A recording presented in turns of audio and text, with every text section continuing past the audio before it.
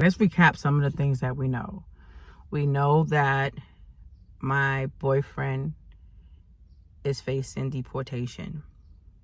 We know that he is from St. Vincent. We also know that he is not a citizen of the United States. We are aware that 2023, he renewed his green card. We are aware that he traveled to other countries after he renewed his card and none of this happened. We are aware that he traveled to DR and was picked up at the airport at customs. We are aware that they sent him New Jersey. We are aware that I had got him a lawyer. And we also aware that his court date was March 27th. Fast forward, we know that he's in court. He had to remain in there until his court date, which is May the 21st. My lawyer was able to talk to the judge, and the judge was able to give him a sooner court date because we provided some documents like tax papers, show that he works, And they gave us May 16th, a whole week later. Woo. Okay, so we're going through this process. I'm going back and forth, going to see him, talking to the lawyer, seeing where his case is at. The lawyer said, girl, you don't have nothing to worry about.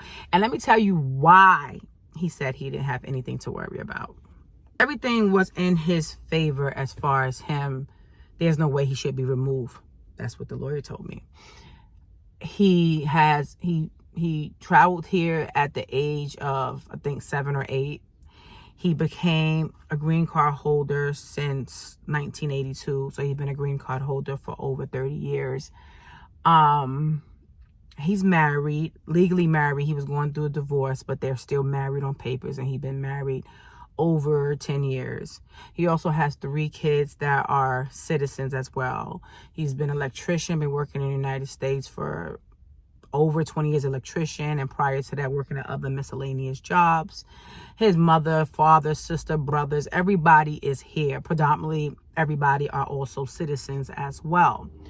So he had so much leverage on him of staying here. The lawyer really didn't have any qualms about what's going on. He said, this is just a big old hiccup, and I'm sorry that he's here.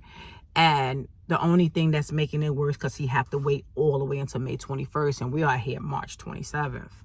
He had to sit in there until May 21st. So I was traveling back and forth to New Jersey to go see him, putting money in his commissary just to make him happy. How was the facility in New Jersey? Them people were rude. They were rude as fuck. And not only was they rude to the detainees that were in there, they were rude to the visitors. And we're talking about, guys, let me tell you something. It was in Elizabeth, New Jersey. I will travel to Elizabeth, New Jersey. It will take me back 45 minutes to an hour. Then we had to sit there and sign things. And then we had to sit here and wait about approximately 1 to 4 hours to visit. And sometimes you didn't visit because it was so many people. The facility is so small. They only took 14 people at a time. So if you didn't meet that 14 people, you got to go to the next visit, which is approximately about an hour and a half later. It's only a certain amount of time that they do it. And you have to meet if in that criteria. Let me tell you, I went there and I was talking to so many different people, and the way they were picking people up were ridiculous. People were going down to immigration court, maybe just take a picture or anything or fill out some paperwork. They was getting knocked there and taken in there. There was one couple that was literally taken away while their kids was in school. So a 16-year-old and a 13-year-old was coming up there to visit their mother and father. It was insane. But the only thing that made the difference between Hincha, my boyfriend, and all the rest of the people, there was only 2 people in there that had their papers, their green papers that were legal. Only 2 people. The rest of them didn't have their papers. He's in there trying to, keep him comfortable as possible. He's telling me all the different stories that's going on in there, and the things that I've heard is just downright ridiculous. I know when they came in there, the first time they came, they gave everybody an opportunity to leave on their own.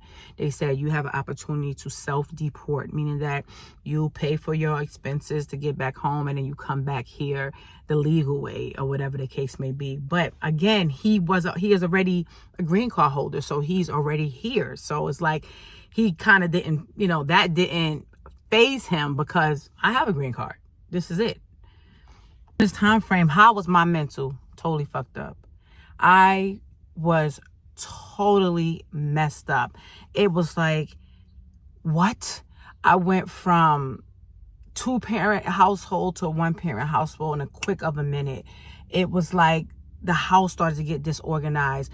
I was missing appointments. I was the food for the VA to deliver. I was missing all those things. So many things that was happening that he was doing that now became on me, and I had to still do the things that I was doing. So happened during this time frame, that's when my job situation came along and I wasn't working anymore. So I was like, okay, that is a blessing in disguise that happened at that time, because I don't know what I would have done.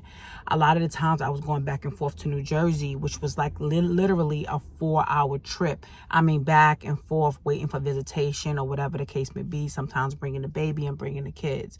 So during this time frame, my mind is everywhere. Like, I feel like the load just sitting on my shoulders. I went to bed every night crying, like, oh my gosh, what is really going on here? I'm like, I don't know whether I'm coming or I'm going. I'm there like, oh gosh, this kid's got to go to school. We got prom, we got graduation, we got college.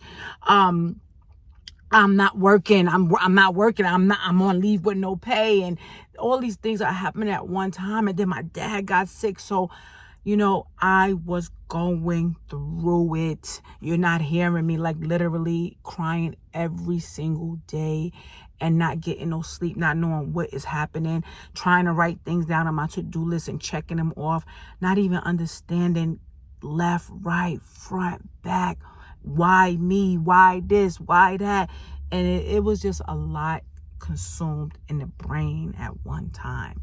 And then on top of that, I felt like, my birthday is coming up and he wasn't going to be here for my birthday. I wanted to make myself feel good. So I said, okay, let me go get this hair transplant. Maybe that will make myself feel good. So when I went to get the hair transplant, not only did I feel miserable, I was hurting inside because I was in another country by myself. And then my face blew up and everything. I was so scared. And here I am by myself. I didn't have my boo with me. I didn't have nobody with me. So it was like, Sherelle, what are you doing? I don't know if I was going through like a breakdown mentally, a midlife crisis or what, but I know at that very time when I was in Turkey and when them people couldn't understand me, I was like, what the fuck? You gotta be out your fucking mind, girl. And then when I saw my face, and then he wasn't gonna let me in the airport. So it was so much going on my side. I have filled out his application, guys, and I tell you what, I did the best that I could do. I didn't even know 99% of that stuff on the application, and I did the best that I can do because we had to do the application really fast because I found the lawyer. Man, looking for a lawyer was even hard. I mean, literally going through the papers, pressing Google, doing this, doing that. Everything was hard for me, and it was like I was taking on this load, and it was heavy. It was heavy. And nobody seemed to see that it was heavy. Then you say, Sherelle, why was you doing it by myself? Why was you doing it by yourself? I don't even know. I don't even have the answer to that question. All I know, during that time, I was done. And that's why my mom always said I was strong, because I put up a good persona. But inside of me, I was breaking down. Like, I would literally be driving to Jersey and I would just pull over and just started crying, like, what is going on here? And then sometimes when I got there and they turned me down for visitation, what was going on here? And then when the kids said, Mom, I need this, I need this, I need that, I'm like, yo, my head is about to explode. So during this time frame, I was really fucked up mentally. But I just kept moving. And I just kept going. And I'm just like, still inside, just broken up. But knowing I got to remain strong for the kids. I got to remain strong for him. And I had my friends that we talked to or whatever. But it's not like nothing having somebody right there with you side by side as you go along these things, And I'm not the type of person that throw my problems on people, because it's like, everybody got their own fucking problems. You understand what I'm saying? Everybody got their own problems. So I kind of keep a lot of things to myself. If I throw anything out there, I'll be throwing it out to y'all because, at least I got it out. You know what I mean? But it was a lot,